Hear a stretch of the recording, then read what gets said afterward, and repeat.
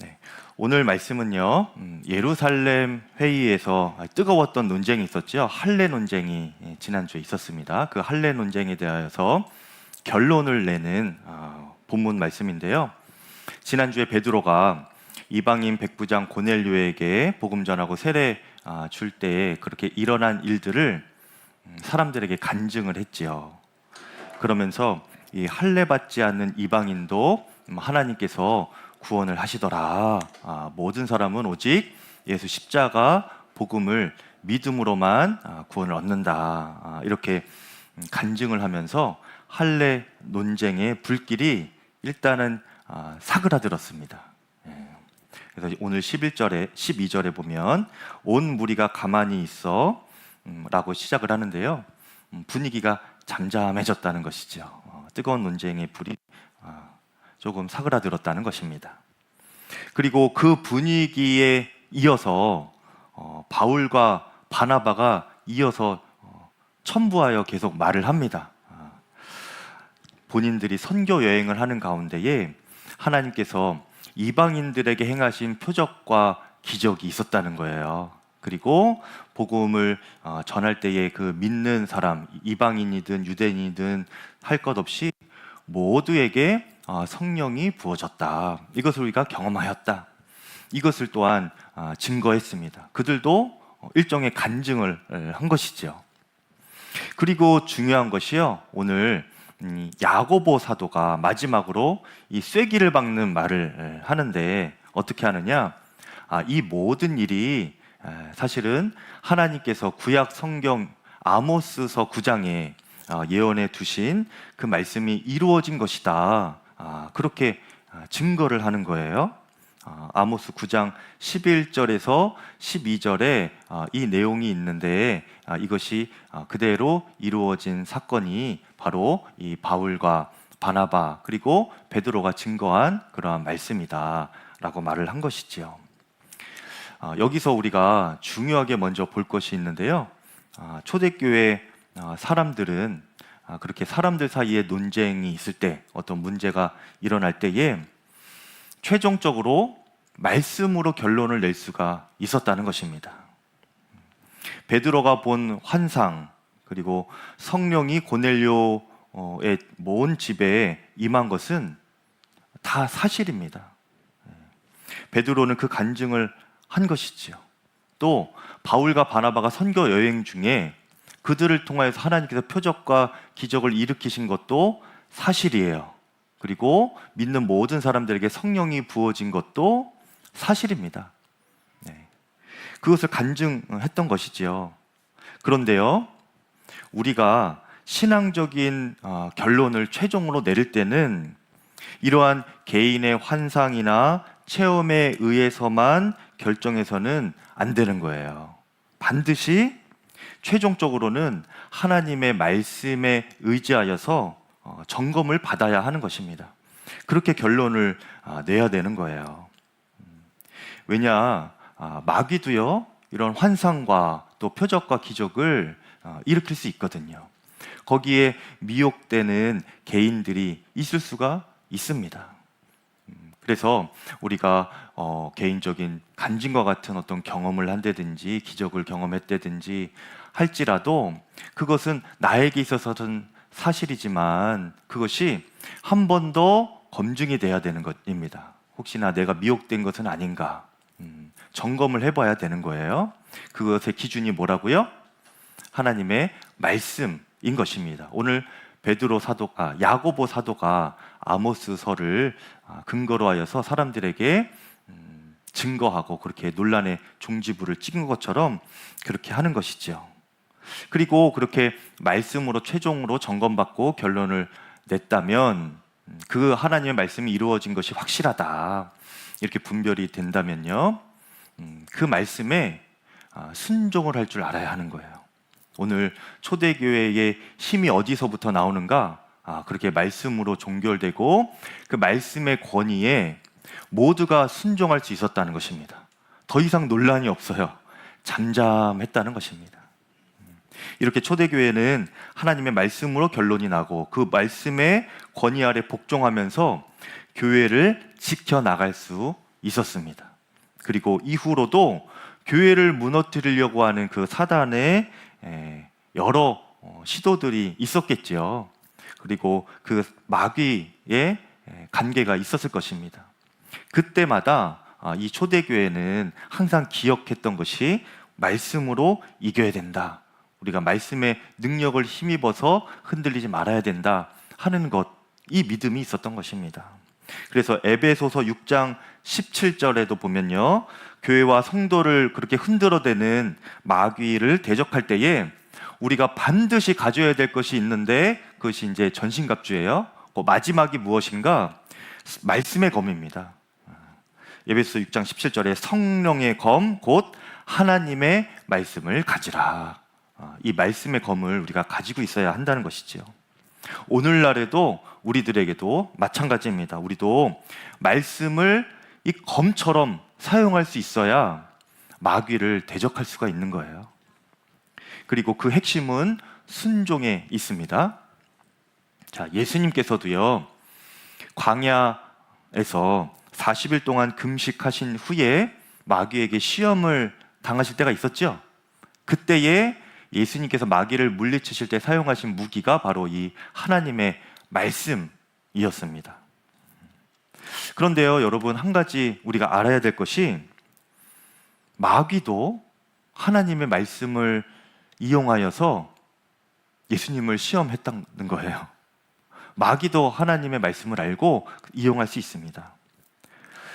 예수님 시험할 때 마귀가 썼던 무기가 말씀이었고, 또 태초에 아담과 하와를 마귀가 이렇게 시험하여 걸려 넘어지게 할 때, 유혹할 때에도 하나님의 말씀을 이용하였어요. 하나님께서 너에게 정령 먹지 말라고 하시더냐? 하나님의 말씀을 먼저 꺼내거든요.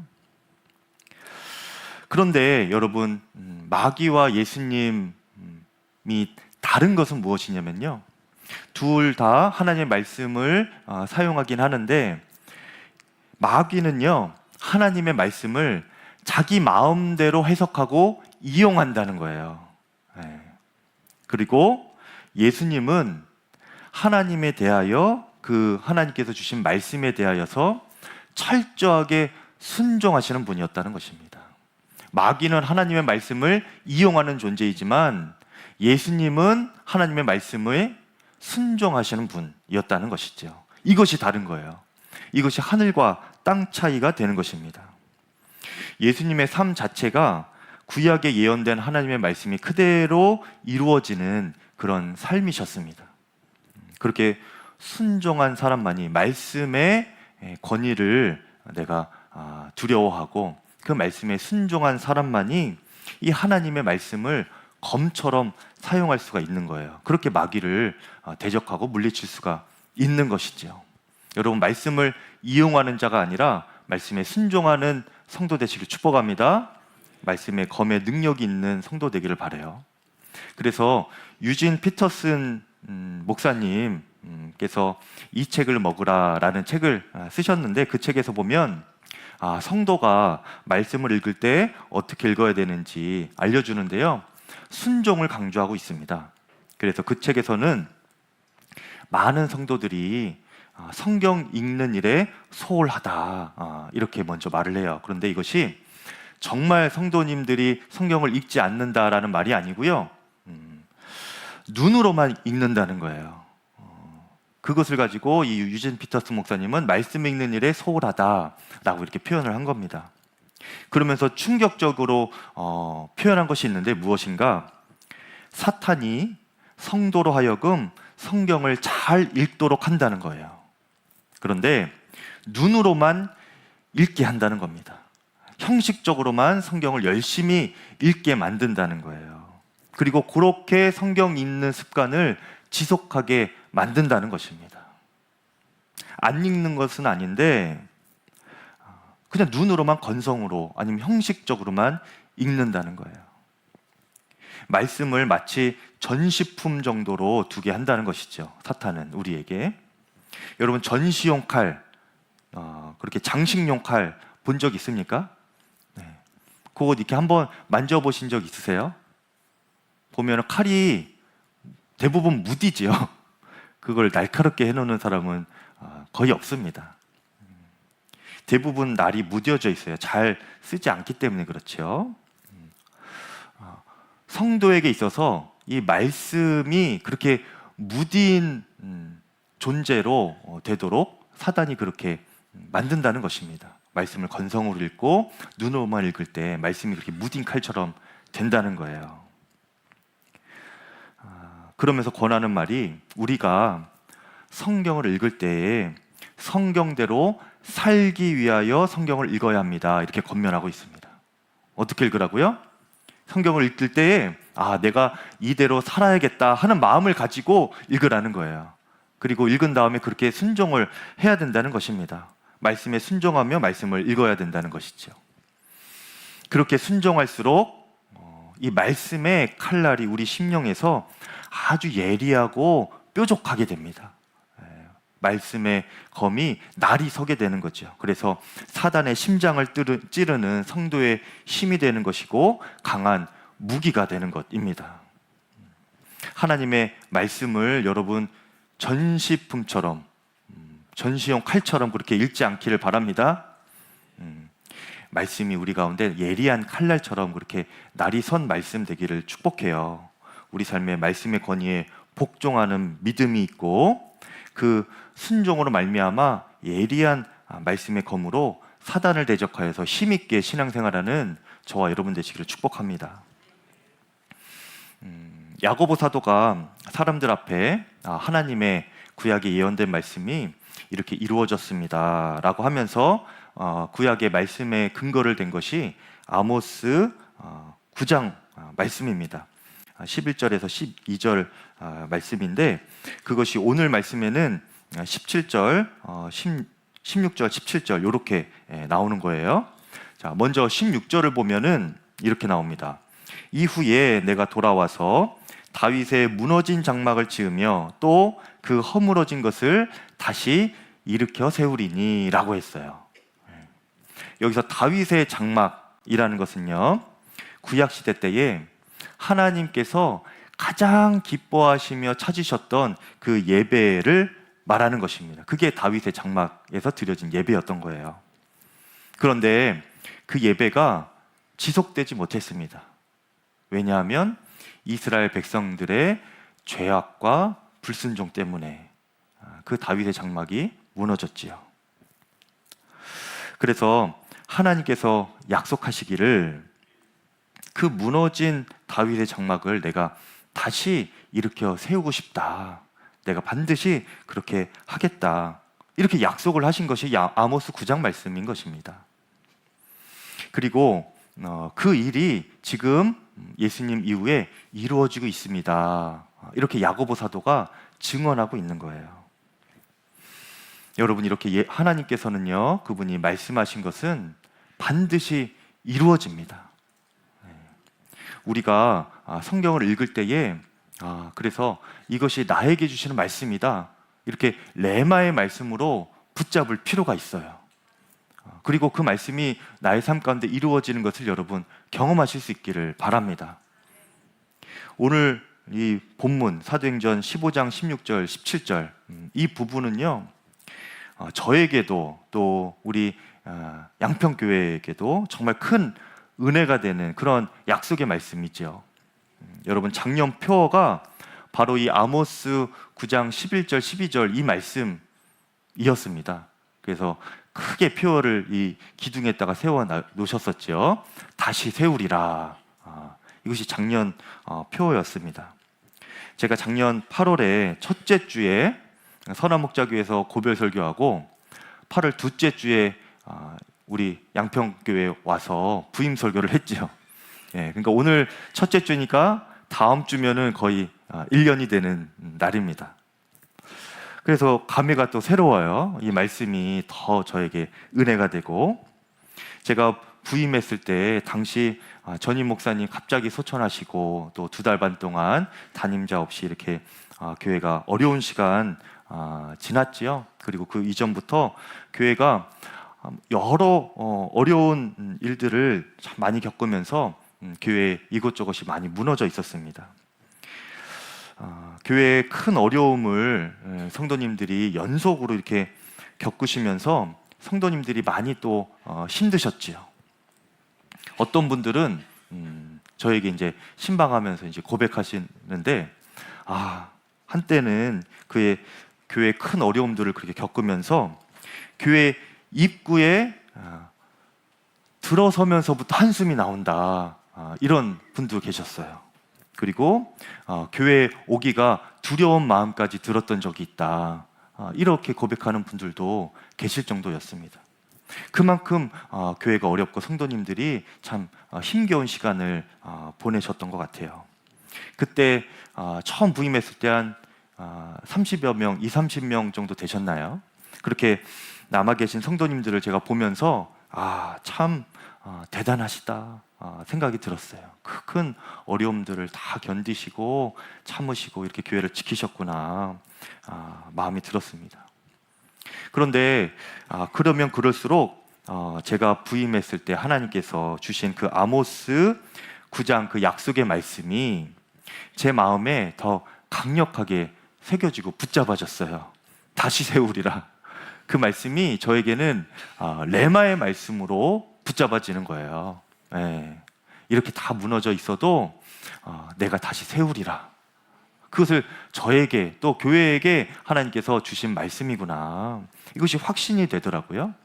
그래서 제 마음에 너무나 큰 감사가 됐습니다. 주님, 정말 사람이 할 수 없는 일이군요. 하지만 그렇게 감사합니다. 사람이 할 수 없기에 주님께서 세우신다고 하니 너무나 감사가 됩니다. 그렇게 제가 고백을 하게 되었습니다. 그리고 이제 이렇게 1년 정도가 지난 거예요. 어떻게 지났는지 모르겠어요. 정말 정신없이 저는 뭘 했는지도 모르게 이렇게 지났는데, 이렇게 돌아보니까 정말 제가 큰 은혜를 받으면서 목회를 했구나. 정말 주님께서 하신 일이 한 해 동안 얼마나 많구나, 이런 생각이 듭니다. 그동안 10여 년 동안 손볼 수 없었던 교회 이곳저곳을 치우고 또 손보고 또 리모델링도 하고 또 예배의 은혜가 회복이 되고 이 모든 것을 다시 세우시는 그 하나님의 역사를 아주 생생하게 경험하는 그런 한 해였습니다. 아까 윤수경 권사님 그렇게 기도하시는데 마치 저의 설교문을 보셨나 싶었어요. 어쩜 그렇게 같은 마음인지. 너무나 놀라운 은혜 아닙니까? 제가 몇 주 전에 예배 끝나고 이제 교회 식당에서 식사를 같이 하는데 권사님들하고 같이 식사를 할 때 한 권사님께서 그런 고백을 하셨어요. 요새 교회 올 때에 자기가 처음 믿고 교회에 열심히 나올 때, 그 처녀 때, 그때 그 설레임으로 온다, 그렇게 고백하시더라고요. 교회에 오는 것이 너무 기대가 된다, 그런 고백을 하시는데 제 마음에 참 어쩜 이렇게 1년 전과는 전혀 다른 고백이 이렇게 나오게 될까 생각을 하면서 하나님께 큰 감사가 되었습니다. 그리고 제 마음에 확신이 드는 것이 하나님께서는 그분이 약속하신 말씀을 그분이 친히 반드시 이루시는구나, 이 확신이 저에게 들었고 그것을 경험하는 한 해였습니다. 여러분 주변을 둘러보세요. 지금 이것이 하나님께서 이루신 일입니다. 여러분 얼마나 감사한지 모릅니다. 여러분 우리 개인과 가정에 하나님께서 주신 레마의 말씀이 무엇입니까? 여러분 각자 하나님의 말씀을 읽을 때에 그 레마의 말씀을 꼭 붙드시기를 축복합니다. 그리고 그 말씀이 여러분의 삶 가운데 하나님께서 친히 이루시는 그 영적인 경험으로 경험되시기를 간절히 축복해요. 레마의 말씀이 뭔지 모르겠습니다. 저에게 주신 하나님 말씀, 깨달아지는 말씀이 뭔지 모르겠습니다 하시는 분들 혹 계시다면 오늘 주신 이 말씀을 다시 한번 붙잡으시길 바라요. 다시 세우리라, 이 말씀 여러분 붙잡으시길 바랍니다. 무너진 믿음, 또 무너진 재정, 또 무너진 관계, 또 무너진 여러 문제들, 여러분 그것 주님 앞에 다 가져가십시오. 그래서 하나님 다시 세우리라 하신 이 약속의 말씀을 붙들고 제가 기도합니다. 주님께서 그렇게 이루어 주실 것을 믿습니다. 이것이 나에게 레마의 말씀으로 깨달아지게 하여 주십시오. 그렇게 간절하게 붙들고 주님께서 친히 이루시는 일을 한 해 동안 보는 놀라운 역사가 오늘부터 내년까지 이어지기를 축복합니다. 네. 하나님께서 그렇게 다윗의 무너진 장막을 세우시겠다라고 하시면 많은 사람들이 대부분 예배를 온전히 세우시겠구나 이렇게 이해를 해요. 맞습니다. 하나님께서 가장 기뻐하시며 찾으셨던 그 다윗의 장막에서 드려졌던 그 예배를 다시 세우겠다는 말씀이에요. 그런데 그곳에 국한하는 것이 아니라 우리 삶 전반에 하나님께서 예수 그리스도를 통하여서 세우시는 그 믿음의 장막, 우리 삶에서 일어나는 그 예배의 장막이 일어나게 할 것이다. 그렇게 말씀하시는 것이죠. 특별히 우리의 예배가 회복되고 세워지는 가운데 하나님께서 특별히 구체적으로 중요하게 언급하신 한 가지가 있는데요. 그것이 17절 말씀입니다. 다윗의 장막을 세울 건데 한 가지는 꼭 해야 된다. 그것이 17절이에요. 이는 그 남은 사람들과 내 이름으로 일컬음을 받는 모든 이방인들로 주를 찾게 하려 함이라 하였으니 라고 하였죠. 자, 하나님께서 진정으로 회복하기를 원하시는 예배는요, 유대인이나 이방인이나 차별 없이 예수의 이름을 부르고 믿는 그 모든 이가 함께 예배하는 그 예배를 회복하고 싶으신 것입니다.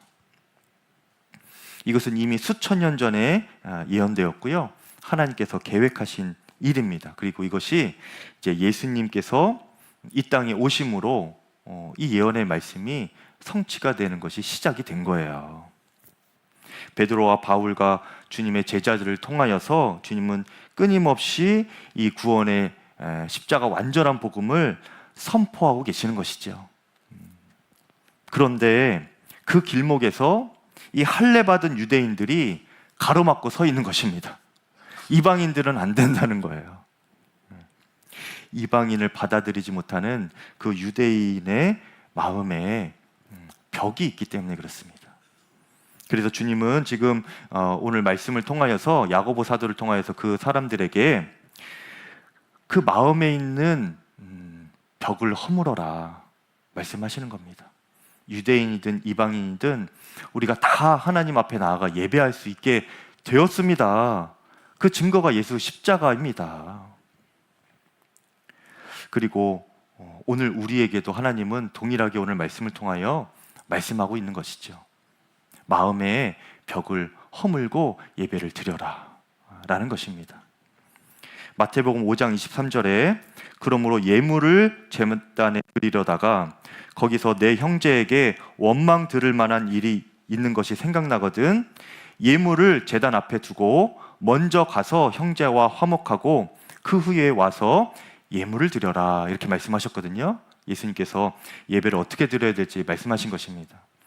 마음의 벽이 있을 때에 예수님은 다 아세요. 사람들과 관계에 어려움이 있을 때 예수님은 다 아십니다. 그것 해결하고 오라는 거예요. 그 마음의 벽을 허물고 와서 예배를 드리라는 겁니다. 여러분, 하나님의 나라에는요 벽이 없어요. 여러분, 이사야 11장 6절에 그때에 이리가 어린 양과 함께 살며 표범이 어린 염소와 함께 누우며 송아지와 어린 사자가 살찐 짐승이 함께 있어 어린아이에게 끌려다닌다고 했어요. 여러분, 하나님의 나라가 임하게 되면요 이렇게 사람과 짐승들 또 초식동물과 육식동물 할 것 없이 다 벽이 허물어지고 함께 어우러져 사는 것이 하나님의 나라라는 것입니다. 하나님께서 세우시는 예배라는 거예요. 여러분, 사람과 동물도 이렇게 막힘없이 함께 어울려 지내는 평화로운 나라가 하나님께서 세우시고 싶은 나라인데 우리가 사람들 사이에 벽이 있으면 되겠습니까? 안 되겠습니까? 하지만 사람은요 죄성이 있어서 우리 각자의 마음에는 너무나 견고한 벽들이 있어요. 가족 안에도 마음의 벽이 있고 직장 안에서도 마음의 벽이 있고 우리 나라와 민족에도 아직 해결되지 못하는, 그 군사적으로 또 정치적으로 해결되지 않는 그러한 벽들이 있지 않습니까? 여러분, 누군가와 등을 지고 또 구별되고 싶고 갈라지고 싶고 이렇게 되는 것은요, 다 사단의 역사예요.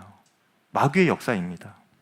온전한 하나님의 나라, 함께 어울려 살 수 있는 그 평화로운 나라가 이루어지는 것이 안 되도록 그렇게 방해하려는 사단의 속임인 것이죠. 그렇게 세워둔 것이 우리 마음 안에 있는 견고한 벽들입니다.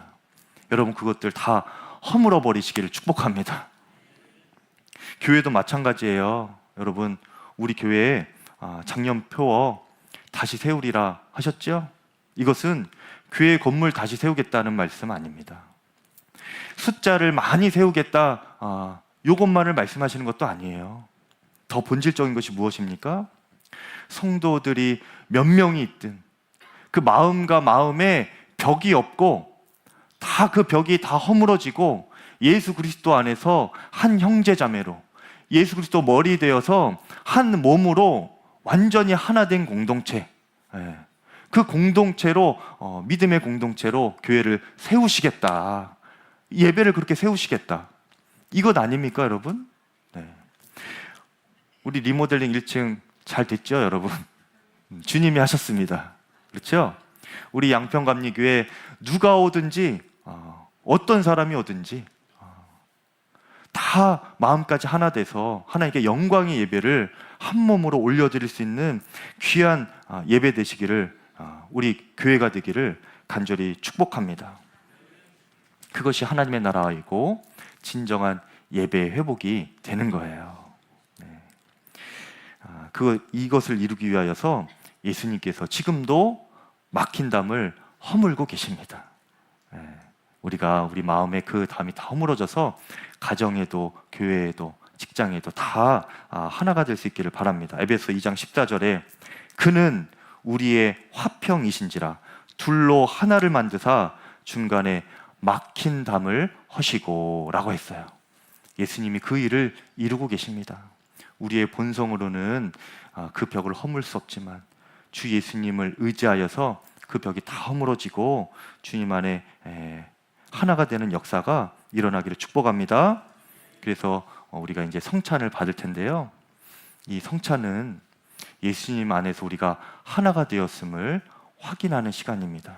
내가 예수님과 하나가 되었고 예수님 안에서 우리 성도와 성도가 하나가 되었음을 확인하는 시간이에요. 성찬에 그 믿음으로 참여하시고요, 우리가 주 안에서 온전한 하나가 될 때에 주님께서 기뻐 찾으시는 다윗의 장막이 교회에, 또 우리의 가정에, 우리 개인의 삶 가운데 풍성하게 일어나게 될 줄을 믿습니다.